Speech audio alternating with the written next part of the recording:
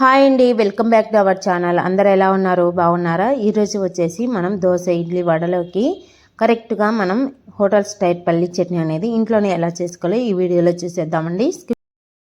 Skip చేయకుండా last వరకు చూసేయండి. ముందుగా ఒక బాండీలో కొంచెం ఆయిల్ వేసుకొని, ఆయిల్ కాస్త వేడైన తర్వాత కొంచెం పల్లీలు వేసుకొని వీటిని లో టు మీడియం ఫ్లేమ్లో మంచిగా దోరగా వేగేంత వరకు వేపుకోవాలి. ఇలా వేపుకున్న తర్వాత ఇప్పుడు కట్ చేసుకున్న ఉల్లిపాయ ముక్కలు, అదేవిధంగా టమాటా ముక్కలు, పచ్చిమిర్చి వేసుకొని అదేవిధంగా కొంచెం చట్నీ పప్పులు కూడా వేసుకోండి. వీటన్నిటిని వేసుకొని వీటిని లో టు మీడియం ఫ్లేమ్లో ఒక 5 to 6 minutes వరకు మూత పెట్టేసి మగ్గించుకోవాలండి. ఈ విధంగా బాగా మగ్గిపోయిన తర్వాత ఇప్పుడు మిక్సీ జార్లో వేసుకొని ఇప్పుడు కొంచెం చింతపండు, అదేవిధంగా రుచికి సరిపోయేంత సాల్ట్ వేసుకొని మెత్తగా మిక్సీ పట్టుకోవాలండి.